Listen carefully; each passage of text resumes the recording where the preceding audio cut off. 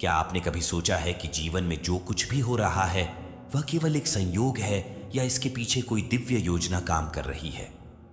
क्या सच में हमारी तकदीर पहले से लिखी होती है या हम अपने कर्मों से उसे बदल सकते हैं? क्या सफलता और असफलता केवल भाग्य का खेल है या इसके पीछे कोई गहरी आध्यात्मिक सच्चाई छिपी है? आज हम जानेंगे भगवान श्री कृष्ण की उन रहस्यमयी वाणियों को जो जीवन के सबसे कठिन प्रश्नों के उत्तर देती हैं। ये वही वाणियां हैं जो युद्ध भूमि में अर्जुन की शंका को मिटाकर उन्हें वीर योद्धा बना सकी, और ये वही वचन है जो आज भी हर इंसान के जीवन को बदलने की शक्ति रखते हैं। तो क्या आप तैयार हैं इन दिव्य रहस्यों को जानने के लिए? आइए श्री कृष्ण की अमर वाणी को सुने और समझें। श्री कृष्ण कहते हैं, हे अर्जुन, जो व्यक्ति अपने मन को नियंत्रित कर लेता है वह अपने सबसे बड़े शत्रु को जीत लेता है, लेकिन जो मन के वश में हो जाता है वह अपने ही जीवन का कैदी बन जाता है। इस संसार में हर व्यक्ति सुख की खोज करता है, लेकिन बहुत कम लोग यह समझ पाते हैं कि सच्चा सुख बाहर नहीं बल्कि हमारे अपने मन के भीतर है। लोग धन, प्रसिद्धि, भौतिक सुखों के पीछे भागते हैं यह सोचकर कि इन्हें पाने से वे आनंदित होंगे, लेकिन जब उन्हें यह सब मिल भी जाता है तब भी उनके भीतर एक अधूरापन बना रहता है। क्यों? क्योंकि उनका मन स्थिर नहीं होता। श्री कृष्ण यही समझा रहे हैं कि यदि हमारा मन शांत और नियंत्रित हो तो हम किसी भी परिस्थिति में सुखी रह सकते हैं, लेकिन यदि हमारा मन अशांत और अस्थिर हो तो हमें दुनिया की कोई भी चीज संतुष्टि नहीं दे सकती। अब इसे एक उदाहरण से समझते हैं। मान लीजिए कि कोई राजा है जिसके पास अपार धन दौलत और वैभव है, लेकिन उसका मन हमेशा चिंताओं से घिरा रहता है। वह हर समय अपने राज्य, युद्धों और विरोधियों के बारे में सोचकर तनाव में रहता है। दूसरी ओर एक साधु है जो जंगल में एक छोटे से आश्रम में रहता है। उसके पास न तो धन है न ही कोई बड़ी शक्ति, लेकिन फिर भी वह हर समय आनंद में रहता है। क्या कारण है कि राजा जिसके पास सब कुछ है फिर भी बेचैन रहता है, जबकि साधु जिसके पास कुछ भी नहीं फिर भी प्रसन्न है? इसका उत्तर यही है कि सुख या दुख हमारी बाहरी परिस्थितियों पर निर्भर नहीं करता, बल्कि यह हमारे मन की अवस्था पर निर्भर करता है। श्री कृष्ण कहते हैं, हे अर्जुन, ये संसार माया से ढका हुआ है। ये माया इतनी शक्तिशाली है कि इसे पार करना कठिन है, लेकिन जो मेरी शरण में आता है वह इस माया को पार कर सकता है।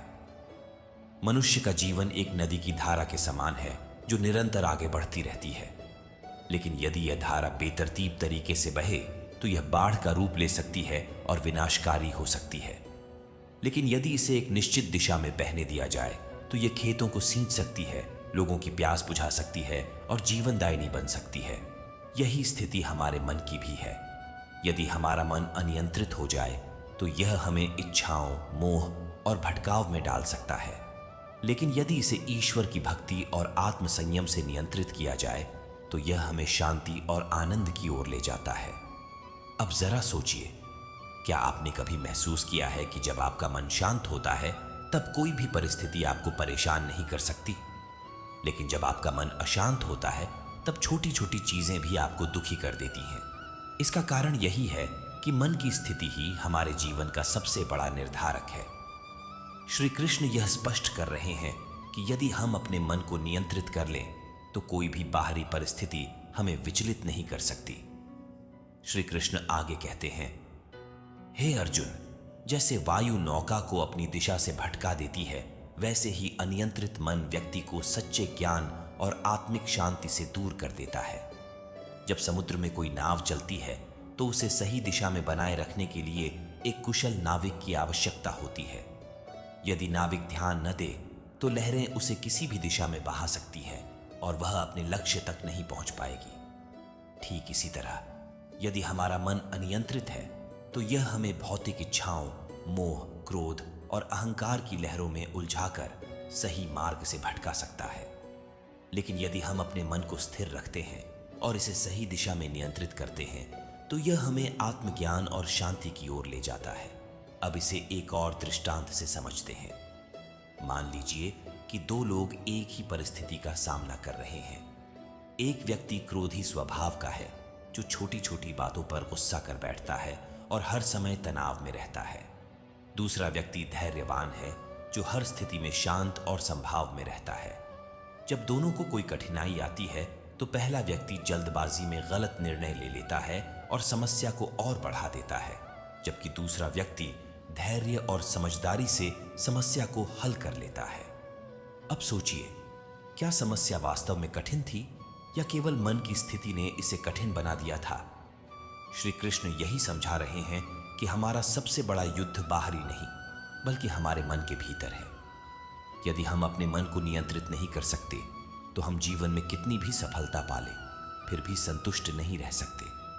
लेकिन यदि हम अपने मन को जीत लें तो दुनिया की कोई भी परिस्थिति हमें परेशान नहीं कर सकती। श्री कृष्ण अंत में कहते हैं, हे अर्जुन, जो व्यक्ति अपने मन को वश में कर लेता है वह स्वयं के लिए मित्र बन जाता है, लेकिन जो अपने मन को वश में नहीं कर पाता वह अपने ही जीवन का शत्रु बन जाता है। इसका अर्थ यह है कि मन को नियंत्रित करने से व्यक्ति स्वयं के ही सबसे बड़े सहयोगी बन जाता है, लेकिन यदि मन को नियंत्रण में नहीं रखा जाए तो यह स्वयं के ही विरुद्ध कार्य करने लगता है।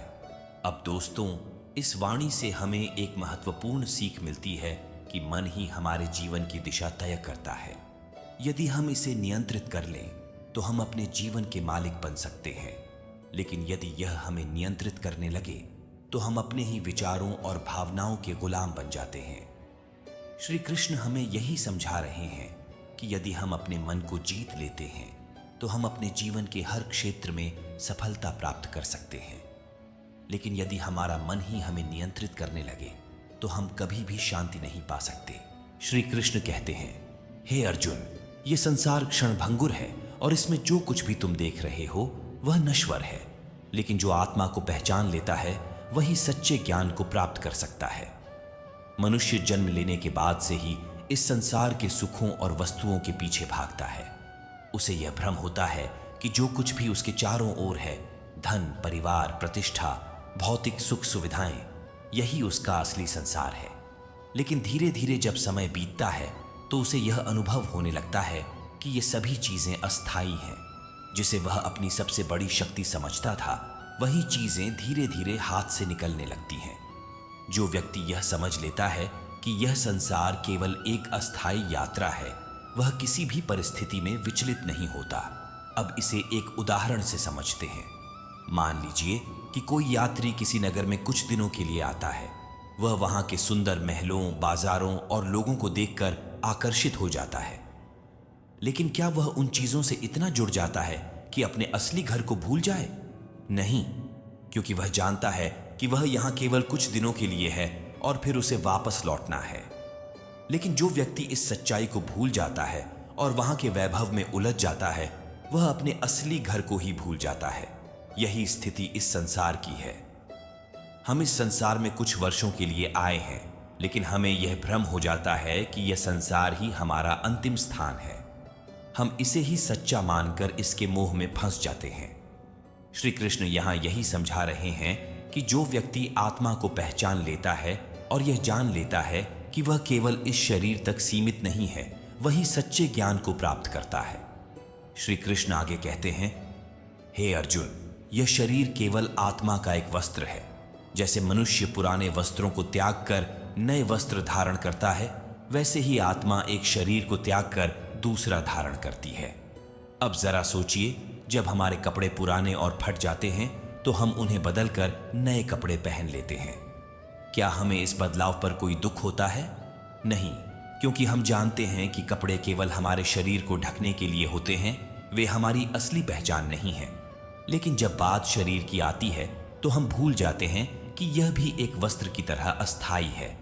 जब यह शरीर पुराना हो जाएगा तो आत्मा इसे छोड़कर नया शरीर धारण कर लेगी। अब इसे एक और दृष्टांत से समझते हैं। मान लीजिए कि कोई व्यक्ति किसी किराए के मकान में रहता है।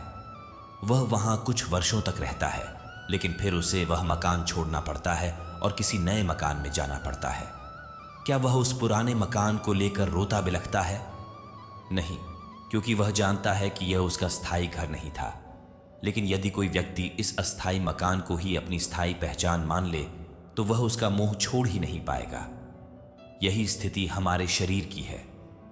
हम इसे ही अपनी असली पहचान मान लेते हैं, और जब मृत्यु का समय आता है तो हम डर जाते हैं, रोते हैं, दुखी होते हैं। लेकिन जो व्यक्ति यह समझ लेता है कि हम शरीर नहीं आत्मा हैं और आत्मा न कभी जन्म लेती है न कभी मरती है, वह किसी भी परिस्थिति में भयभीत नहीं होता। श्री कृष्ण कहते हैं, हे अर्जुन, जो जन्मा है उसकी मृत्यु निश्चित है और जो मरा है उसका पुनर्जन्म निश्चित है। इसीलिए जो अनिवार्य है उसके लिए शोक मत करो। अब इसे एक और उदाहरण से समझते हैं। मान लीजिए कि किसी वृक्ष के पत्ते शरद ऋतु में गिर जाते हैं, लेकिन वसंत आते ही नए पत्ते उग आते हैं। क्या यह प्रकृति का नियम नहीं है? क्या कोई इसे रोक सकता है? नहीं, क्योंकि यह स्वाभाविक प्रक्रिया है। लेकिन यदि कोई व्यक्ति इस सत्य को स्वीकार करने के बजाय केवल गिरे हुए पत्तों के लिए शोक करता रहे, तो क्या यह समझदारी होगी? इसी प्रकार मृत्यु केवल एक परिवर्तन है, न कि अंत।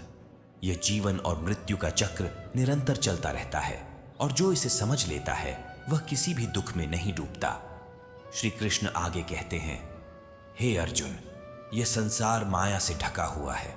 जब तक व्यक्ति इस माया के प्रभाव में रहता है तब तक वह अपने सच्चे स्वरूप को नहीं पहचान सकता। लेकिन जो मेरी शरण में आता है वह इस मोह से मुक्त हो जाता है। अब इसे एक और दृष्टांत से समझते हैं। मान लीजिए कि कोई व्यक्ति अंधेरे कमरे में बैठा है और उसे बाहर का कुछ भी दिखाई नहीं दे रहा, लेकिन जैसे ही वह एक दीपक जलाता है वह देख सकता है कि क्या सच में वहां कुछ है या केवल उसका भ्रम था। इसी प्रकार जब व्यक्ति अपने भीतर ज्ञान का दीप जलाता है तो उसे यह समझ में आता है कि यह संसार केवल एक अस्थायी स्वप्न के समान है। श्री कृष्ण हमें यह समझा रहे हैं कि जो व्यक्ति इस संसार को ही सब कुछ मान लेता है वह भटकता रहता है। लेकिन जो व्यक्ति यह समझ जाता है कि यह संसार एक क्षणिक ठहराव है और उसका असली लक्ष्य आत्मा को पहचानना है, वह मुक्त हो जाता है। इस वाणी का अर्थ बहुत गहरा है। श्री कृष्ण यह नहीं कह रहे कि हमें संसार को छोड़ देना चाहिए, बल्कि वे यह समझा रहे हैं कि हमें संसार में रहते हुए भी इससे ऊपर उठकर सोचना चाहिए। हमें अपने कर्मों को निभाना चाहिए, लेकिन इस मोह और अहंकार में नहीं फंसना चाहिए कि यह संसार ही सब कुछ है। अब जरा सोचिए, क्या आपने कभी यह महसूस किया है कि जब आप किसी चीज के बहुत अधिक मोह में फंस जाते हैं तो वही चीज आपको सबसे अधिक कष्ट देती है?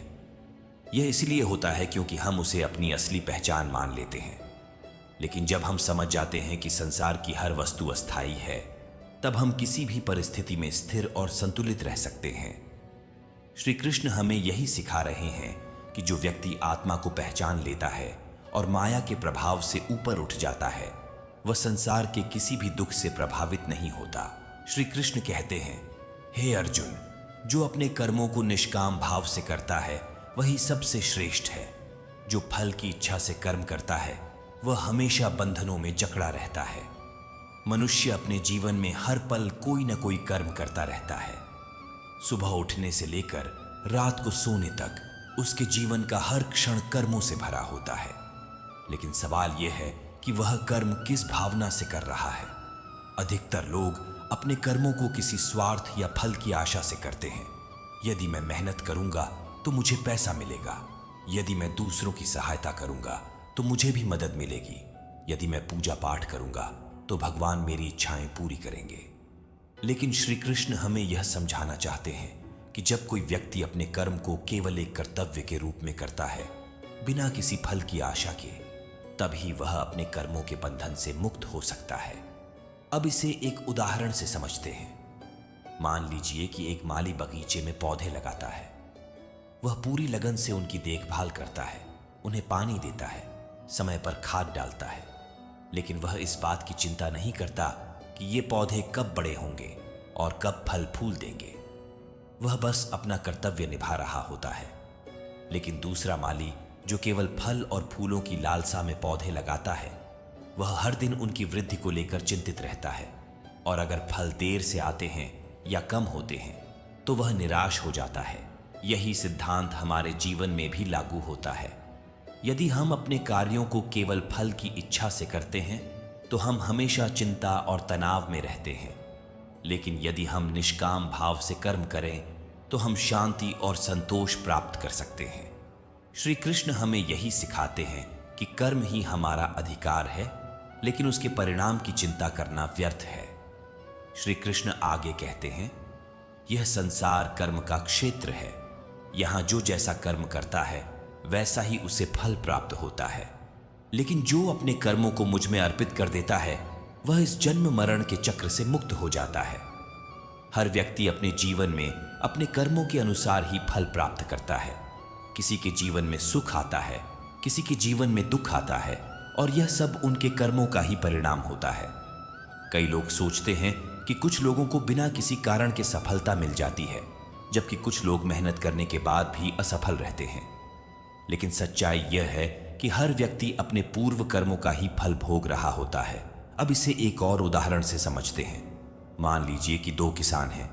दोनों अपने खेत में बीज बोते हैं, मेहनत करते हैं, लेकिन एक किसान पूरी श्रद्धा और धैर्य के साथ अपने खेत की देखभाल करता है और मौसम पर विश्वास रखता है। वहीं दूसरा किसान हर दिन यह चिंता करता रहता है कि उसकी फसल अच्छी होगी या नहीं, और यदि बारिश समय पर नहीं होती तो वह घबरा जाता है और निराश हो जाता है। अब सोचिए, क्या यह उचित है?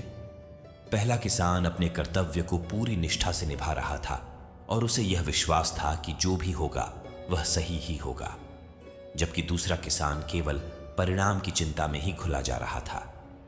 यही फर्क एक ज्ञानी और एक अज्ञानी व्यक्ति में होता है। श्री कृष्ण हमें यह समझाते हैं कि हमें अपने कर्मों को पूरी श्रद्धा और निष्ठा से करना चाहिए, लेकिन उनके परिणाम को ईश्वर पर छोड़ देना चाहिए। जब हम अपने कर्मों को ईश्वर को अर्पित कर देते हैं तो हम किसी भी प्रकार के मोह, चिंता और दुख से मुक्त हो सकते हैं। अब जरा सोचिए, क्या आपने कभी यह महसूस किया है कि जब आप किसी काम को बिना किसी स्वार्थ के केवल आनंद के लिए करते हैं तब वह आपको सबसे ज्यादा खुशी देता है? जैसे कि जब कोई व्यक्ति संगीत बजाता है, यदि वह इसे केवल अपने दिल की खुशी के लिए करता है तो वह इसमें डूब जाता है और उसे आत्मिक शांति मिलती है। लेकिन यदि वह केवल प्रसिद्धि और प्रशंसा पाने के लिए संगीत बजाता है तो वह हर समय दूसरों की राय पर निर्भर रहेगा और कभी भी पूरी तरह संतुष्ट नहीं हो पाएगा। श्री कृष्ण हमें यही सिखा रहे हैं कि सफलता और असफलता से ऊपर उठकर हमें केवल अपने कर्मों पर ध्यान देना चाहिए। जब हम अपने कर्म को प्रेम और समर्पण के साथ करते हैं तो जीवन का हर क्षण एक आनंदमय यात्रा बन जाता है। श्री कृष्ण कहते हैं, हे अर्जुन, यह संसार मोह और माया से बना है। जब तक मनुष्य इस माया के प्रभाव में रहता है तब तक वह अपने सच्चे स्वरूप को नहीं पहचान सकता। लेकिन जो मेरी शरण में आता है वह इस मोह को पार कर जाता है। मनुष्य जब इस संसार में जन्म लेता है तब वह कुछ भी नहीं जानता। धीरे धीरे उसे सिखाया जाता है कि वह कौन है, किस परिवार से है, किस जाति से है, कौन उसके अपने हैं और कौन पराए। लेकिन उसे यह कोई नहीं सिखाता कि वह वास्तव में कौन है, उसकी असली पहचान क्या है। वह केवल एक शरीर नहीं है, वह आत्मा है जो शाश्वत और अविनाशी है। लेकिन यह संसार उसे बार बार यह विश्वास दिलाता है कि यही संसार ही उसका सब कुछ है, यही उसकी असली पहचान है, और वह इसी मोह में उलझकर जन्म जन्मांतर तक भटकता रहता है। अब इसे एक उदाहरण से समझते हैं। मान लीजिए कि कोई व्यक्ति स्वप्न में देखता है कि वह एक राजा बन गया है। उसके पास अपार धन दौलत, सेना और महल है। वह स्वप्न में ही यह मान लेता है कि यही उसकी सच्चाई है। लेकिन जैसे ही वह जागता है उसे समझ आता है कि वह तो केवल एक सपना था, हकीकत उससे बिल्कुल अलग है। यही स्थिति हमारे जीवन की भी है। ये संसार, ये रिश्ते, ये सुख दुख, सब कुछ केवल एक भ्रम है। लेकिन जब तक मनुष्य इस भ्रम को वास्तविक मानता है वह इससे बाहर नहीं निकल सकता। श्री कृष्ण हमें यह सिखा रहे हैं कि जो व्यक्ति इस मोह और माया के बंधनों को पहचान लेता है वही सच्चा ज्ञानी होता है। लेकिन प्रश्न यह है कि क्या कोई व्यक्ति इस मोह से बाहर आ सकता है? क्या कोई इस माया के प्रभाव से मुक्त हो सकता है? श्री कृष्ण आगे कहते हैं, हे अर्जुन, जो व्यक्ति अपने अहंकार को त्याग देता है, जो न तो सुख में मग्न होता है और न ही दुख में विचलित होता है, वही व्यक्ति इस माया से मुक्त हो सकता है। अब इसे एक और उदाहरण से समझते हैं। मान लीजिए कि एक कागज की नाव पानी में तैर रही है। वह जब तक पानी पर तैरती रहती है उसे लगता है कि वह स्वतंत्र है, लेकिन जैसे ही पानी की लहरें तेज होती हैं वह नाव बहने लगती है और अंततः डूब जाती है। अब सोचिए, क्या वह नाव वास्तव में स्वतंत्र थी? नहीं, क्योंकि वह पानी पर निर्भर थी। इसी तरह जब तक मनुष्य संसार की वस्तुओं, लोगों और परिस्थितियों पर निर्भर रहता है, तब तक वह भी स्वतंत्र नहीं है। जैसे ही कोई कठिनाई आती है, वह टूट जाता है। जैसे ही कोई सुख मिलता है, वह उसमें खो जाता है। लेकिन जो व्यक्ति इन सब से ऊपर उठ जाता है, जो समझ जाता है कि यह सब केवल माया है, वही वास्तव में मुक्त हो सकता है। अब जरा सोचिए, क्या आपने कभी यह महसूस किया है कि जब आप किसी वस्तु से बहुत अधिक जुड़ जाते हैं, तब वही वस्तु आपको सबसे ज्यादा कष्ट देती है?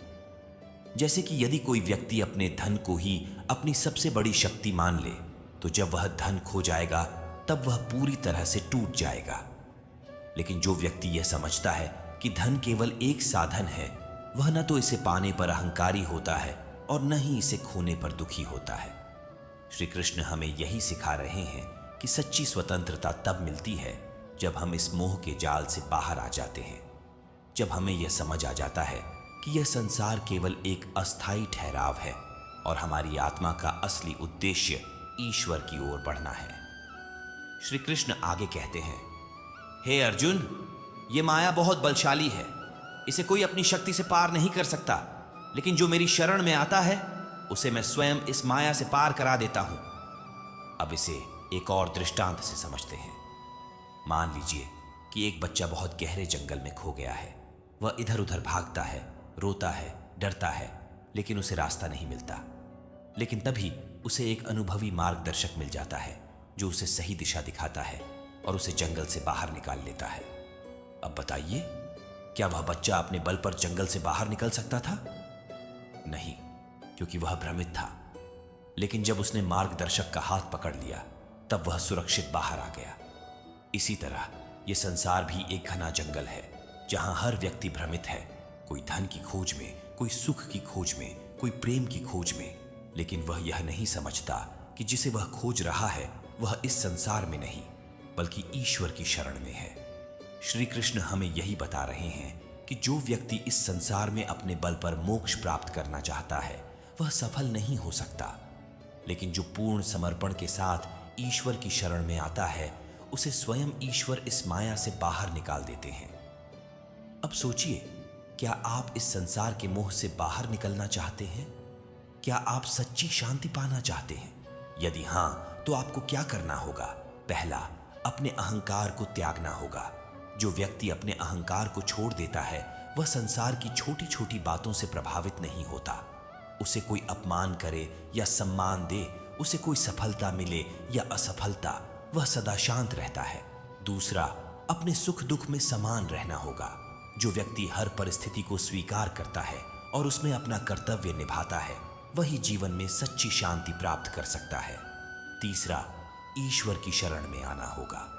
जब हम पूरी तरह से ईश्वर पर विश्वास कर लेते हैं, जब हम अपने जीवन को उनके चरणों में समर्पित कर देते हैं, तब हमें किसी भी चीज का भय नहीं रहता। श्री कृष्ण हमें यह सिखा रहे हैं कि जो व्यक्ति इस संसार की सच्चाई को समझ लेता है और इसे केवल एक अस्थायी यात्रा मानता है, वही जीवन में मुक्त हो सकता है। और जो ईश्वर की शरण में आता है, उसे स्वयं ईश्वर इस माया से मुक्त कर देते हैं। श्री कृष्ण कहते हैं, हे अर्जुन, जो व्यक्ति क्रोध और इच्छाओं पर विजय पा लेता है, वही इस संसार में सबसे शक्तिशाली होता है। जो इनका दास बन जाता है, वह जीवन भर दुखी रहता है। यह बात सुनने में बहुत साधारण लगती है, लेकिन वास्तव में इसमें गहरा रहस्य छिपा है। यदि आप ध्यान दें तो पाएंगे कि हर व्यक्ति अपने जीवन में क्रोध और इच्छाओं से ही सबसे अधिक परेशान रहता है। क्रोध एक ऐसी आग है जो जलाने वाले को ही सबसे पहले भस्म कर देती है। इच्छाएं एक ऐसी रस्सी हैं जो जितनी अधिक होती हैं, उतना ही इंसान को बांध कर रखती है। अब इसे एक मजेदार उदाहरण से समझते हैं। मान लीजिए कि आपके सामने एक मीठा रसगुल्ला रखा है। आप उसे देखकर ललचा जाते हैं, लेकिन तभी आपको याद आता है कि डॉक्टर ने कहा था कि आपकी सेहत के लिए मिठाई खाना नुकसानदायक है। अब आपके अंदर दो आवाजें उठती हैं। एक कहती है, अरे खा ले, एक रसगुल्ला खाने से क्या होगा। दूसरी आवाज कहती है, नहीं, तुम्हें अपनी सेहत का ध्यान रखना चाहिए। अगर आप अपने मन की इच्छा पर काबू पा लेते हैं तो आप मजबूत बनते हैं, लेकिन अगर आप इच्छाओं के दास बन जाते हैं तो धीरे धीरे यह आदत आपको कमजोर बना देती है। यही सिद्धांत जीवन के हर क्षेत्र में लागू होता है, चाहे वह भोजन की इच्छा हो, धन की इच्छा हो, शक्ति की इच्छा हो या मान सम्मान की इच्छा। यदि आप इनके दास बन जाते हैं तो आप कभी भी संतुष्ट नहीं रह सकते।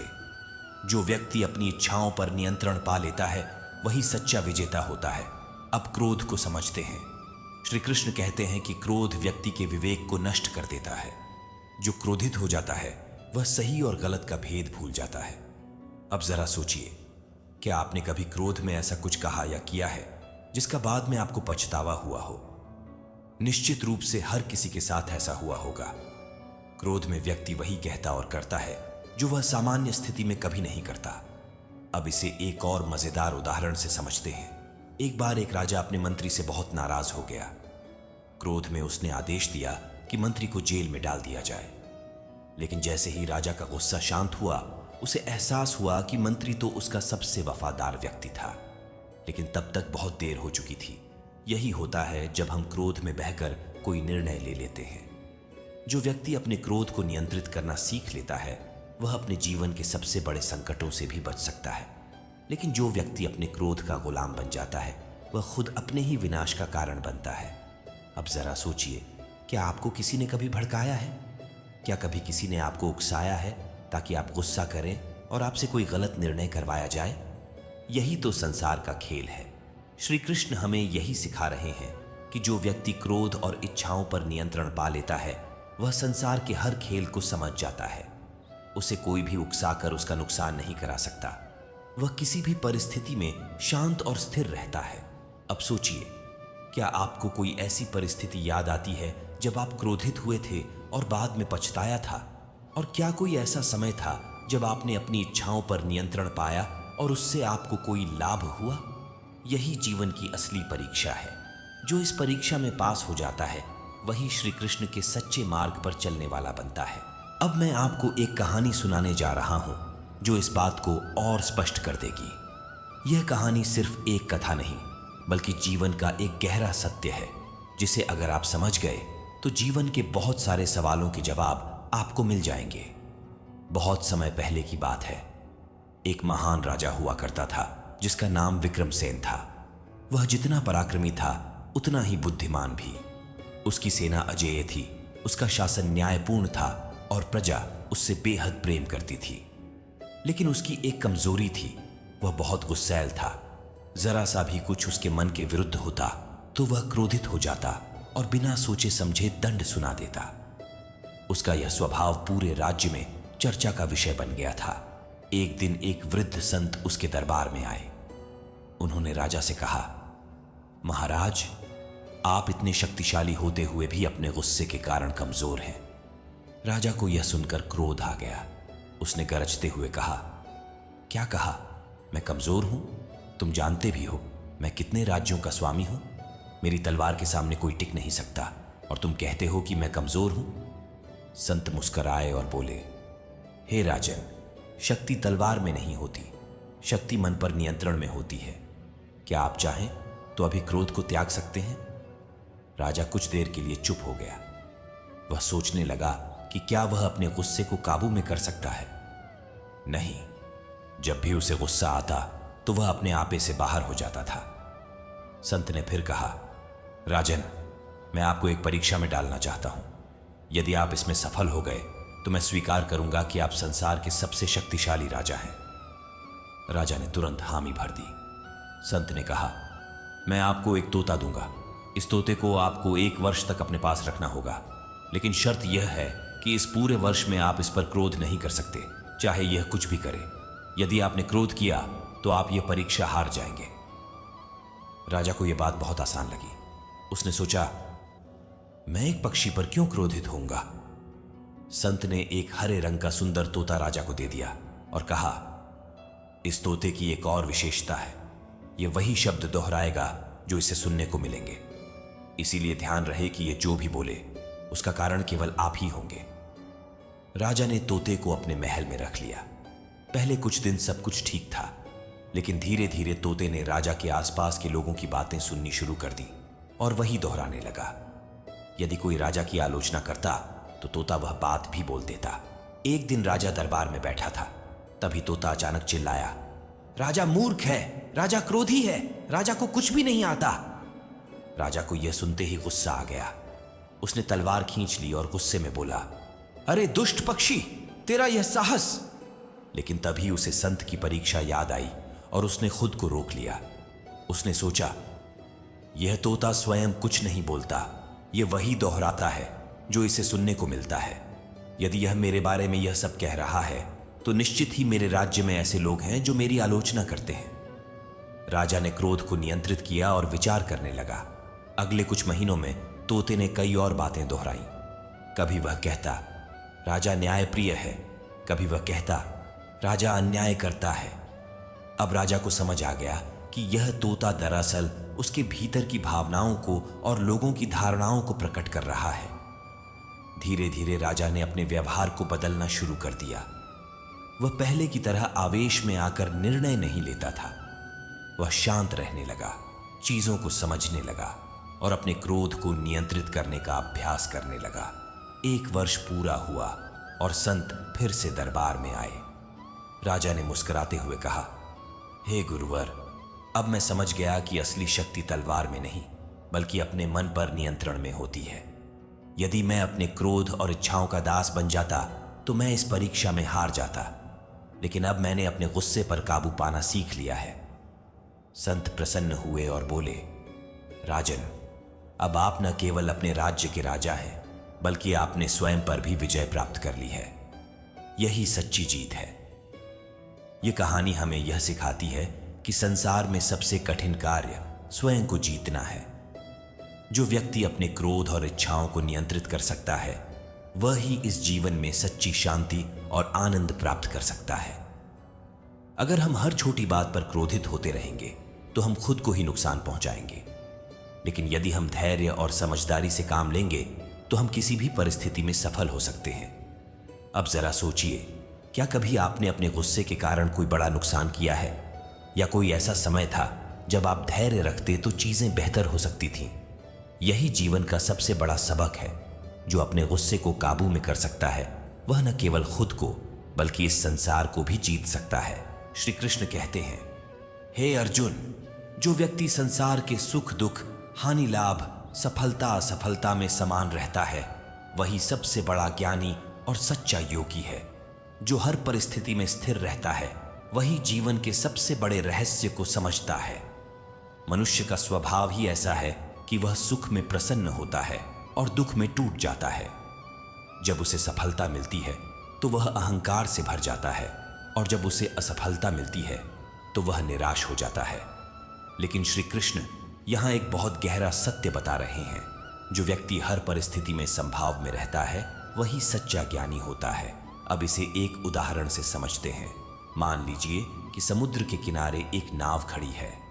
जब लहरें शांत होती हैं तो नाव स्थिर रहती है, लेकिन जब तूफान आता है तो वह डगमगाने लगती है। लेकिन यदि वही नाव गहरे समुद्र में चली जाए जहां पानी शांत और गहरा होता है तो कोई भी तूफान उसे प्रभावित नहीं कर सकता। इसी तरह जब तक हमारा मन बाहरी परिस्थितियों पर निर्भर रहता है तब तक हम कभी स्थिर नहीं रह सकते। यदि कोई हमारी प्रशंसा करे तो हम खुश हो जाते हैं और यदि कोई हमारी आलोचना करे तो हम दुखी हो जाते हैं।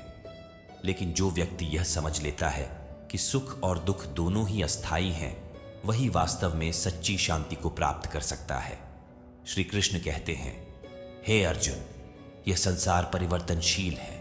यहाँ जो आज तुम्हारा है वह कल किसी और का होगा। जो आज तुम्हें हर्षित कर रहा है वही कल तुम्हारे दुख का कारण बन सकता है।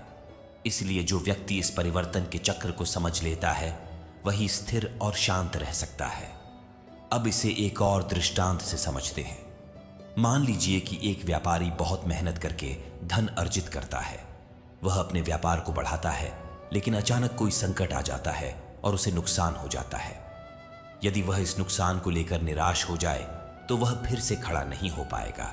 लेकिन यदि वह यह समझे कि यह संसार परिवर्तनशील है और जैसा अच्छा समय आया था वैसे ही कठिन समय भी आ गया है और यह भी बीत जाएगा, तो वह धैर्यपूर्वक अपने प्रयास जारी रखेगा और एक दिन फिर से सफलता प्राप्त करेगा।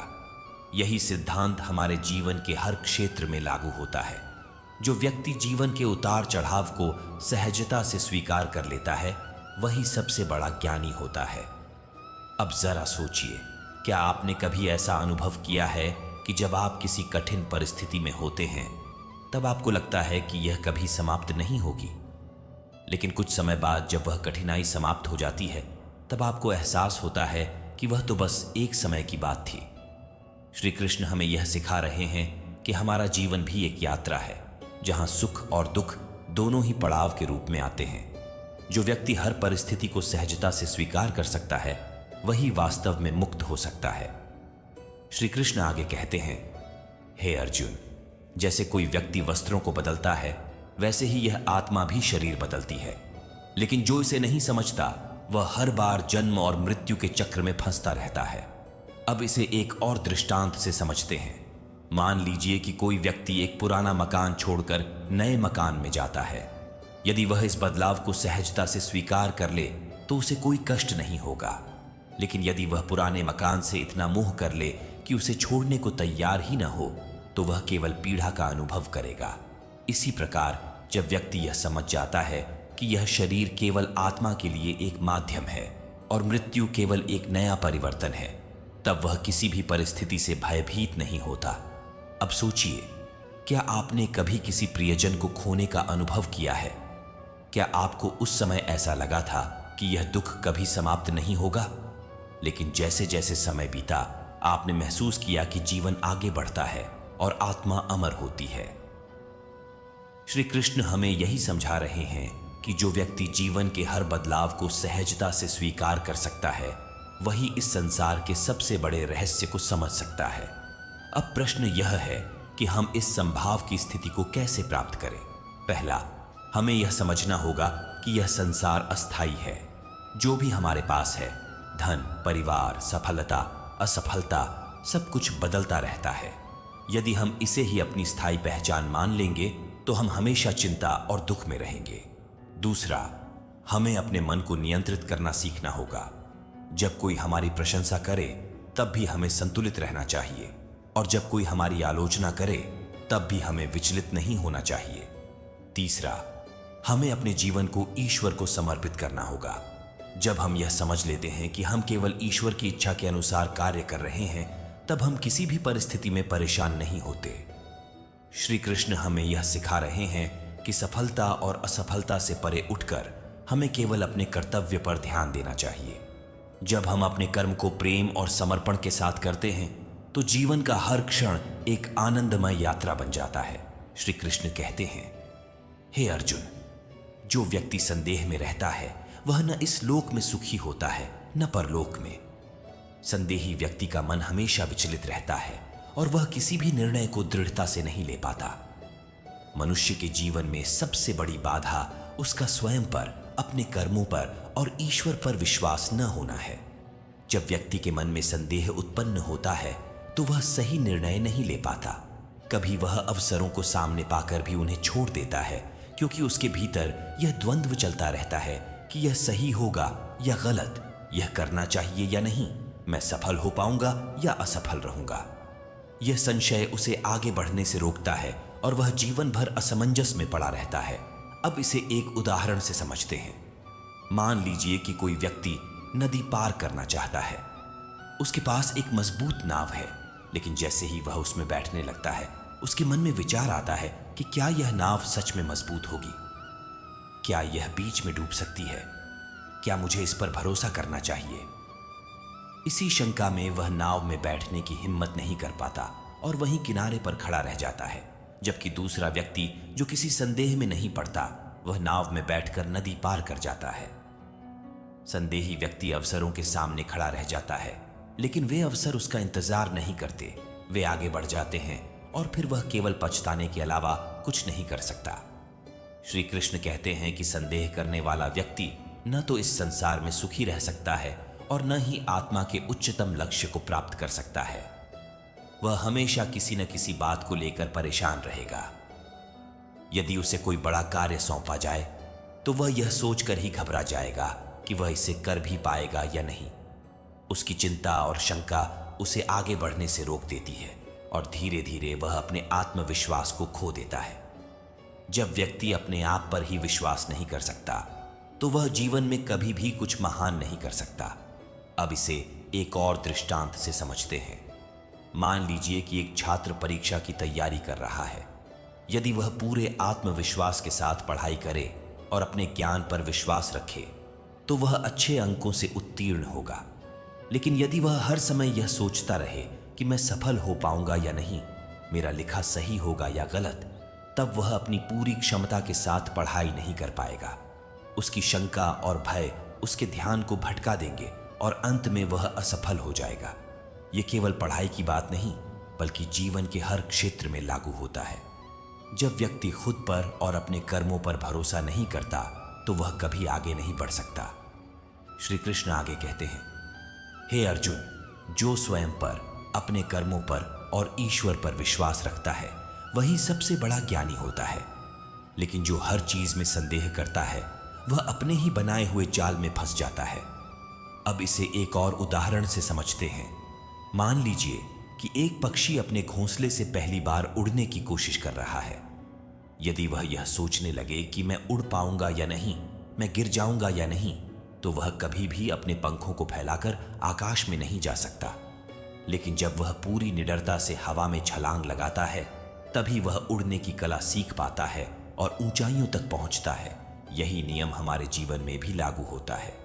जो व्यक्ति अपने निर्णयों पर विश्वास करता है वह जीवन में आगे बढ़ सकता है।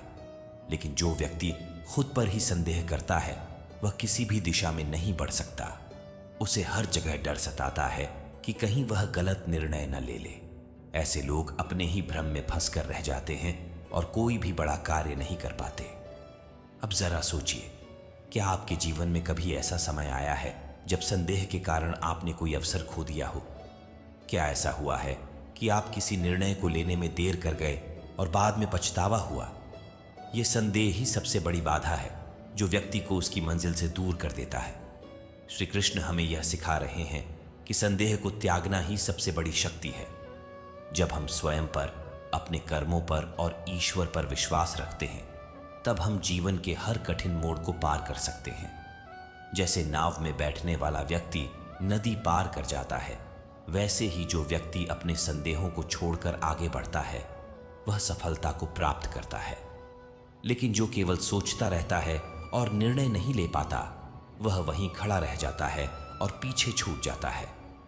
श्री कृष्ण हमें यह भी समझाते हैं कि जब हम अपने कर्म को पूरी श्रद्धा के साथ करते हैं तब हमें किसी भी परिणाम की चिंता करने की आवश्यकता नहीं होती। जब एक किसान बीज बोता है तो वह यह सोचकर बोता है कि यह एक दिन बड़ा पेड़ बनेगा। लेकिन यदि वह यह सोचने लगे कि क्या बीज उगेगा या नहीं और इसी संदेह में वह बीज ही न डाले तो क्या उसे कभी फसल मिल सकती है? अब सोचिए, क्या आप अपने जीवन में किसी भी कार्य को करने से पहले बार बार संदेह करते हैं? क्या यह शंका आपको आगे बढ़ने से रोक रही है? अगर हाँ, तो श्री कृष्ण का यह संदेश आपके लिए ही है। संशय को त्यागो, अपने कर्म पर विश्वास करो और जो भी कार्य कर रहे हो उसे पूरे आत्मविश्वास के साथ करो। जो व्यक्ति संदेह में रहता है वह न इस संसार में सुखी होता है और न ही परलोक में। लेकिन जो श्रद्धा के साथ अपने कर्म को करता है वह जीवन में सच्ची सफलता प्राप्त करता है। श्री कृष्ण कहते हैं, हे अर्जुन, जो व्यक्ति हर कार्य को कर्तव्य भाव से करता है और उसमें अहंकार नहीं रखता वही सच्चा कर्मयोगी है। जो अपने कर्मों का श्रेय स्वयं लेना चाहता है वह मोह और बंधनों में पड़ जाता है। मनुष्य जीवन भर कार्य करता है, कोई व्यापार करता है, कोई सेवा करता है, कोई कला में रत होता है, कोई परिवार के लिए मेहनत करता है। लेकिन अधिकांश लोग अपने कर्मों को केवल अपने स्वार्थ और मान सम्मान के लिए करते हैं। वे चाहते हैं कि उनके कार्यों के लिए उन्हें सराहा जाए, उनका सम्मान हो, लोग उनकी प्रशंसा करें। लेकिन जब उन्हें यह सब नहीं मिलता तब वे निराश और हताश हो जाते हैं। अब इसे एक उदाहरण से समझते हैं। मान लीजिए कि एक किसान अपनी पूरी मेहनत से खेत में बीज बोता है, फसल की देखभाल करता है, लेकिन जब फसल तैयार होती है तब अचानक मौसम खराब हो जाता है और उसकी मेहनत बेकार चली जाती है। यदि वह यह सोचने लगे कि उसकी सारी मेहनत व्यर्थ हो गई तो वह दुख में डूब सकता है। लेकिन यदि वह यह समझे कि उसका कार्य केवल कर्म करना था और परिणाम उसके हाथ में नहीं था, तो वह इस परिस्थिति को सहजता से स्वीकार कर लेगा और दोबारा मेहनत करेगा। श्री कृष्ण हमें यह सिखा रहे हैं कि कर्म करना हमारा धर्म है, लेकिन उसके परिणाम पर हमारा अधिकार नहीं है। जो व्यक्ति अपने कर्मों में अहंकार रखता है वह फल की इच्छा से बंध जाता है, और जब इच्छाएं पूरी नहीं होती तो वह दुखी हो जाता है। लेकिन जो व्यक्ति निस्वार्थ भाव से कर्म करता है वह हर परिस्थिति में शांत और संतुलित रहता है।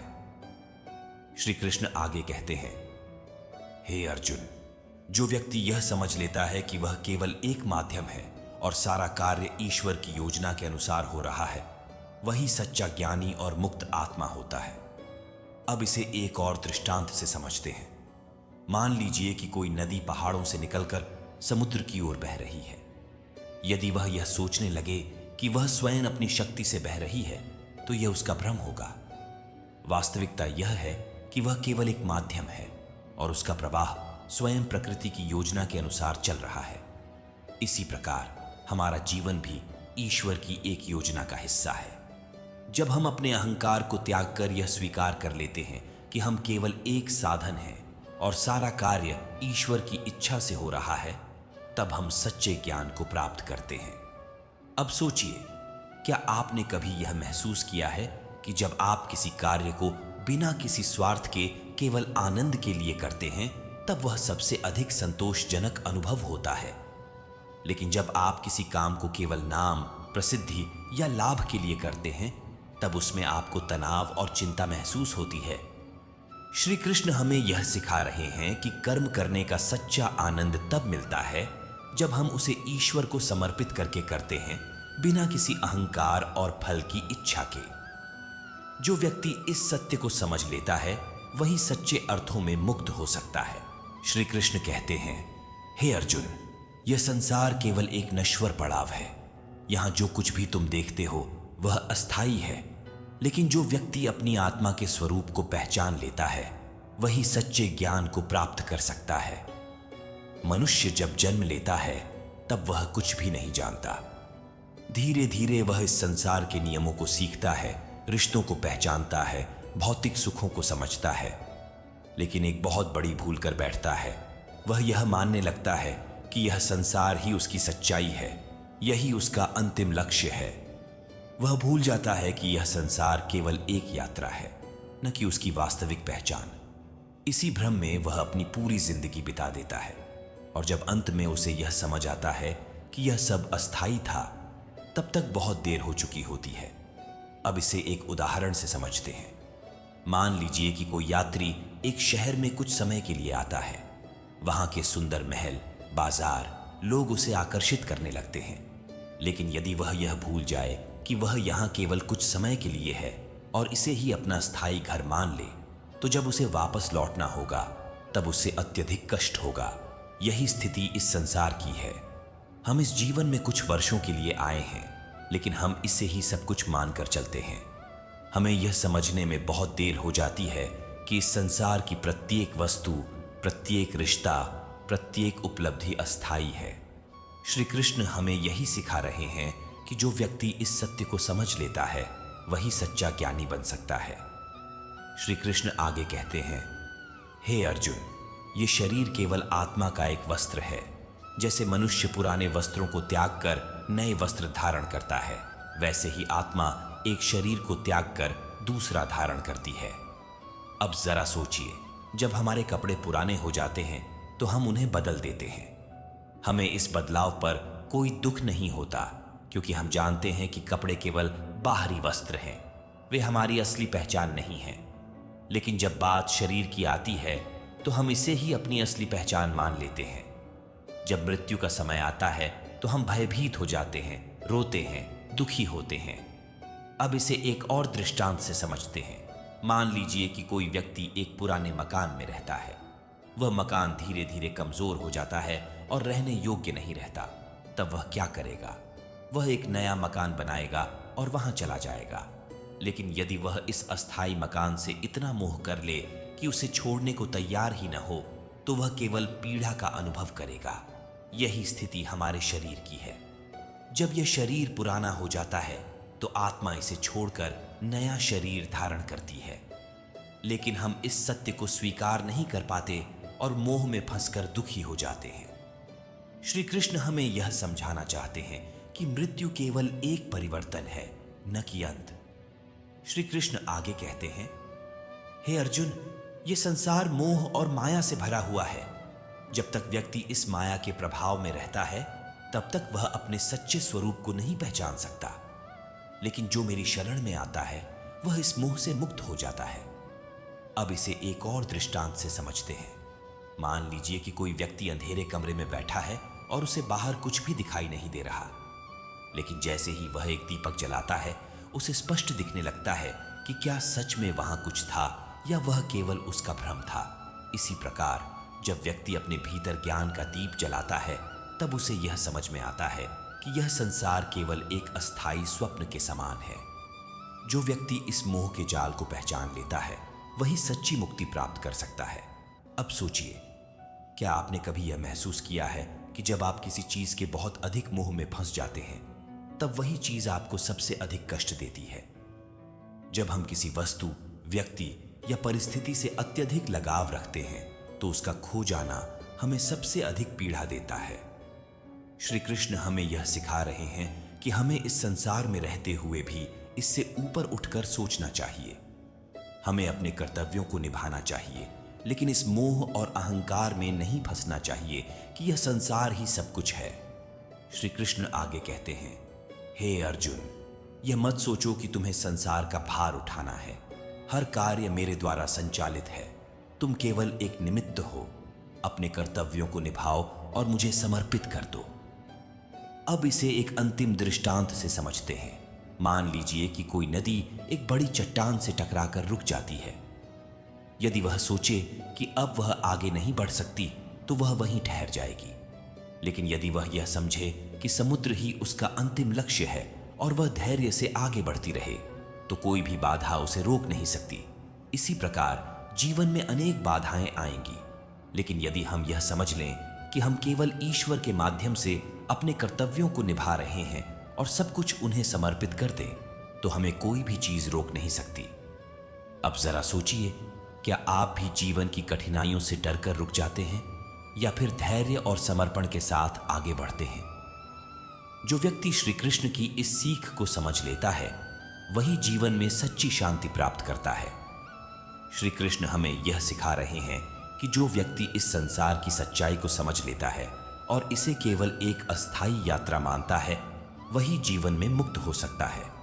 और जो ईश्वर की शरण में आता है उसे स्वयं ईश्वर इस माया से मुक्त कर देते हैं। श्री कृष्ण कहते हैं, हे अर्जुन, जो व्यक्ति निष्काम भाव से कर्म करता है, जो बिना किसी फल की चिंता किए अपने कर्तव्य को निभाता है, वही सच्ची शांति और मुक्ति को प्राप्त करता है। जो व्यक्ति अपने कर्मों से आसक्त होता है वह जन्म मरण के चक्र में बंधा रहता है। मनुष्य हमेशा किसी न किसी कार्य में लगा रहता है। कुछ लोग धन कमाने के लिए कार्य करते हैं, कुछ लोग प्रतिष्ठा और मान सम्मान के लिए, तो कुछ केवल अपने स्वार्थ के लिए। लेकिन इन सभी के मन में एक बात समान होती है, वे अपने कर्म का फल चाहते हैं। वे सोचते हैं कि यदि वे मेहनत करेंगे तो उन्हें मनचाहा परिणाम अवश्य मिलेगा। लेकिन जब परिणाम उनकी इच्छाओं के अनुसार नहीं आता तो वे दुखी हो जाते हैं, निराश हो जाते हैं और कई बार अपने कर्मों को ही छोड़ देते हैं।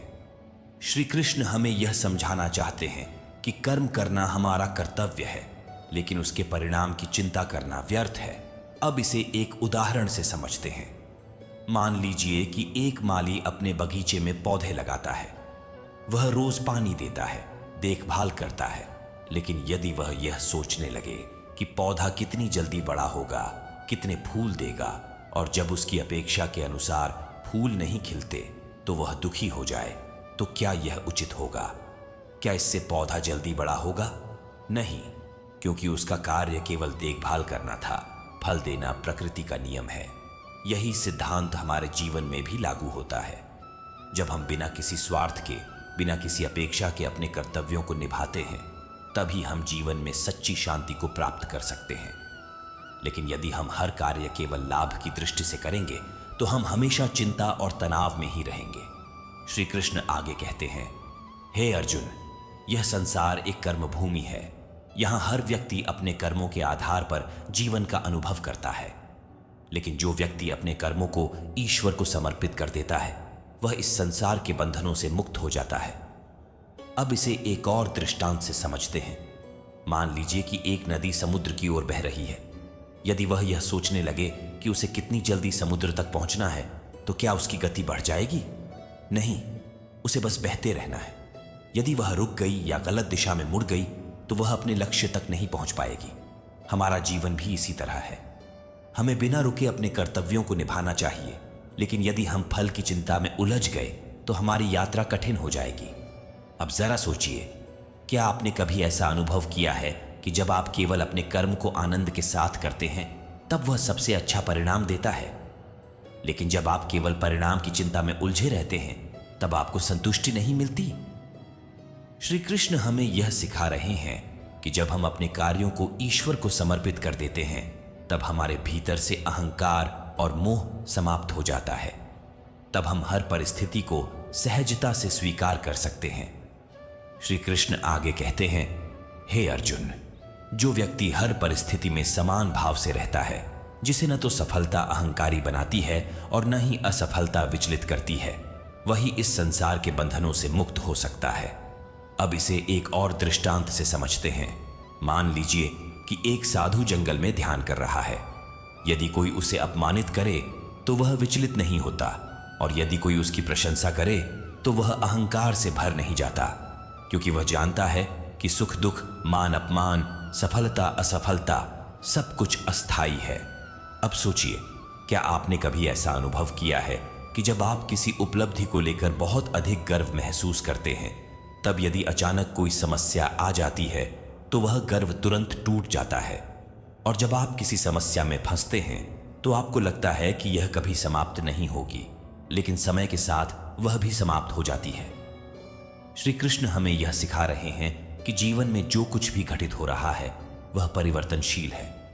सुख और दुख, लाभ और हानि, सफलता और असफलता, यह सब आता जाता रहता है। लेकिन जो व्यक्ति इन सब से ऊपर उठकर केवल अपने कर्तव्य को निभाता है, वही वास्तव में मुक्त हो सकता है। अब प्रश्न यह उठता है कि क्या हम इस स्थिति को प्राप्त कर सकते हैं? क्या हम भी अपने कर्मों को बिना किसी फल की चिंता किए कर सकते हैं? पहला, हमें यह समझना होगा कि यह संसार नश्वर है। जो भी हमारे पास है, धन, परिवार, प्रतिष्ठा, सब कुछ अस्थाई है। यदि हम इसे ही अपनी स्थायी पहचान मान लेंगे तो हम हमेशा दुखी रहेंगे। दूसरा, हमें अपने मन को स्थिर बनाना होगा। जब कोई हमें अपमानित करे तब भी हमें विचलित नहीं होना चाहिए, और जब कोई हमें सम्मान दे तब भी हमें अहंकारी नहीं बनना चाहिए। तीसरा, हमें अपने हर कार्य को ईश्वर को समर्पित करना होगा। जब हम यह समझ लेते हैं कि हम केवल एक माध्यम हैं और सारा कार्य ईश्वर की योजना के अनुसार हो रहा है, तब हमें किसी भी चीज की चिंता नहीं रहती। अब जरा सोचिए, क्या आप अपने जीवन में हर कार्य को पूरी श्रद्धा और समर्पण के साथ कर सकते हैं, बिना उसके फल की चिंता किए? यदि हां, तो श्री कृष्ण की यह वाणी आपके लिए है। बस कर्म करते जाओ, परिणाम की चिंता मत करो। जब तुम निष्काम भाव से कर्म करोगे, तभी सच्चे आनंद को प्राप्त कर पाओगे। श्री कृष्ण कहते हैं, हे अर्जुन, जो व्यक्ति स्वयं को आत्मा के रूप में पहचान लेता है और शरीर से अपना तादात्म्य समाप्त कर लेता है, वही इस संसार के बंधनों से मुक्त हो सकता है। जो केवल शरीर को ही अपनी असली पहचान मानता है, वह जन्म मरण के चक्र में फंसा रहता है। मनुष्य अपने जीवन में सबसे बड़ी भूल यही करता है कि वह अपने शरीर को ही अपनी वास्तविक पहचान मान बैठता है। वह यह भूल जाता है कि यह शरीर केवल एक माध्यम है जो आत्मा को इस संसार में अनुभव करने के लिए दिया गया है। जब व्यक्ति शरीर से अत्यधिक जुड़ जाता है तो वह सुख दुख, हानि लाभ, अपमान प्रशंसा, सफलता असफलता से प्रभावित होने लगता है। लेकिन जब वह समझ लेता है कि वह केवल एक आत्मा है जो अजर अमर है, तब वह किसी भी परिस्थिति में स्थिर रह सकता है। अब इसे एक उदाहरण से समझते हैं।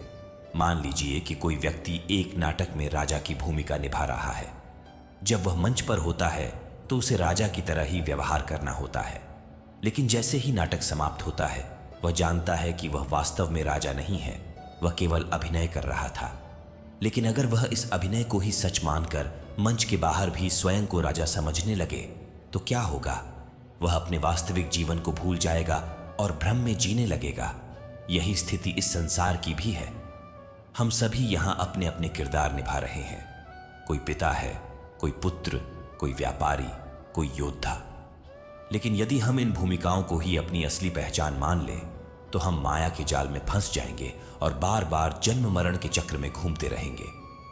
श्री कृष्ण आगे कहते हैं, हे अर्जुन, जैसे कोई वस्त्र पुराने हो जाने पर बदल दिए जाते हैं, वैसे ही यह आत्मा भी एक शरीर को छोड़कर दूसरा धारण करती है।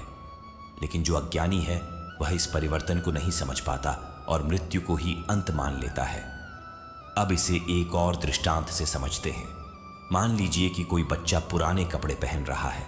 उसके माता पिता उसे नए कपड़े देते हैं, लेकिन यदि वह उन पुराने कपड़ों से इतना मोह कर ले कि नए कपड़े पहनने से इनकार कर दे तो क्या यह समझदारी होगी? यदि वह यह समझ ले कि कपड़े केवल शरीर को ढकने के लिए होते हैं और पुराने कपड़ों को त्याग कर नए पहनने में कोई हानि नहीं है, तब वह खुशी से बदलाव को स्वीकार कर लेगा। इसी प्रकार जब आत्मा एक शरीर को छोड़कर दूसरा धारण करती है तो यह केवल एक परिवर्तन होता है। लेकिन जो व्यक्ति इस सत्य को नहीं समझ पाता वह मृत्यु को लेकर भयभीत रहता है और संसार में ही उलझा रहता है। अब जरा सोचिए, क्या आपने कभी किसी प्रियजन को खोने का अनुभव किया है? क्या आपको उस समय यह महसूस हुआ था कि यह दुख कभी समाप्त नहीं होगा? लेकिन समय के साथ आपको यह भी समझ आया होगा कि जीवन आगे बढ़ता है, आत्मा अमर होती है और मृत्यु केवल एक नया परिवर्तन है। श्री कृष्ण हमें यह सिखा रहे हैं कि जो व्यक्ति इस सत्य को स्वीकार कर लेता है वह जीवन में किसी भी बदलाव से डरता नहीं है। वह जानता है कि परिवर्तन सृष्टि का नियम है और मृत्यु केवल एक शरीर का त्याग है, आत्मा का नहीं। श्री कृष्ण आगे कहते हैं, हे अर्जुन, ये संसार मोह और माया से बना है। जब तक व्यक्ति इस मोह में फंसा रहेगा तब तक वह अपने सच्चे स्वरूप को नहीं पहचान पाएगा। लेकिन जो मेरी शरण में आता है उसे मैं स्वयं इस मोह से मुक्त कर देता हूं। अब इसे एक और दृष्टांत से समझते हैं। मान लीजिए कि कोई व्यक्ति घने जंगल में खो गया है। उसे रास्ता नहीं दिख रहा, हर दिशा में केवल पेड़ ही पेड़ हैं। लेकिन यदि उसे कोई अनुभवी मार्गदर्शक मिल जाए जो उसे बाहर का सही मार्ग दिखा सके तो क्या वह भटकता रहेगा? नहीं, वह मार्गदर्शक का हाथ पकड़कर सही दिशा में आगे बढ़ जाएगा और जंगल से बाहर निकल जाएगा। यही स्थिति इस संसार की भी है। हम सभी इस संसार में भटक रहे हैं। कभी सुख के पीछे दौड़ते हैं, कभी दुख से डरते हैं, कभी लोभ में फंसते हैं, कभी अहंकार में चूर हो जाते हैं। लेकिन यदि हम ईश्वर की शरण में आ जाएं, यदि हम यह स्वीकार कर लें कि हम केवल आत्मा हैं और यह संसार केवल एक अस्थाई पड़ाव है, तो हम इस मोह से मुक्त हो सकते हैं। अब सोचिए, क्या आपने कभी यह महसूस किया है कि जब आप किसी चीज के अत्यधिक मोह में फंस जाते हैं तब वही चीज आपको सबसे अधिक पीड़ा देती है? जब हम किसी वस्तु, व्यक्ति या परिस्थिति से अत्यधिक लगाव रखते हैं तो उसका खो जाना हमें सबसे अधिक दुख पहुंचाता है। श्री कृष्ण हमें यह सिखा रहे हैं कि हमें इस संसार में रहते हुए भी इससे ऊपर उठकर सोचना चाहिए। हमें अपने कर्तव्यों को निभाना चाहिए, लेकिन इस मोह और अहंकार में नहीं फंसना चाहिए कि यह संसार ही सब कुछ है। श्री कृष्ण आगे कहते हैं, हे अर्जुन, यदि तू मेरी शरण में आ जाएगा और अपने सभी कर्तव्यों को मुझे अर्पित कर देगा तो मैं तुझे सभी पापों से मुक्त कर दूंगा और तुझे मोक्ष प्रदान करूंगा। अब इसे एक अंतिम दृष्टांत से समझते हैं। मान लीजिए कि एक बच्चा अपने पिता की गोद में बैठा है। उसे कोई चिंता नहीं होती क्योंकि उसे विश्वास होता है कि उसका पिता उसकी रक्षा करेगा। लेकिन यदि वह अपने पिता से दूर चला जाए तो वह भयभीत हो सकता है, उसे रास्ता नहीं सूझेगा। इसी तरह जब हम ईश्वर की शरण में आ जाते हैं, जब हम अपने जीवन को पूरी तरह से उनके चरणों में समर्पित कर देते हैं, तब हमें किसी भी चीज की चिंता करने की आवश्यकता नहीं होती। हमें केवल अपने कर्तव्यों को निभाना होता है और शेष सब कुछ ईश्वर के हाथों में छोड़ देना होता है। तो दोस्तों, आज हमने भगवान श्री कृष्ण की दिव्य वाणी को सुना और समझा। क्या आपको महसूस हुआ कि जीवन में जो उलझने हैं उनके समाधान हमारे ही भीतर छिपे हैं? श्री कृष्ण हमें यही सिखाते हैं कि सच्ची शांति बाहर नहीं, हमारे मन के भीतर है। जब हम अपने कर्मों को समर्पण भाव से करते हैं, जब हम मोह माया से ऊपर उठ जाते हैं, तभी हम वास्तव में मुक्त हो सकते हैं। अब सवाल यह है, क्या हम अपने जीवन में इन उपदेशों को अपनाने के लिए तैयार हैं? अगर हां, तो अपने विचार हमें कमेंट में बताइए और इस ज्ञान को अधिक से अधिक लोगों तक पहुंचाने के लिए वीडियो को लाइक और शेयर कीजिए। भगवान श्री कृष्ण की दिव्य वाणी हम आगे भी इसी तरह आपके लिए लाते रहेंगे। अगले भाग में एक और गहरी, रहस्यमयी और प्रेरणादायक वाणी के साथ मिलते हैं। हरे कृष्ण, जय श्री कृष्ण।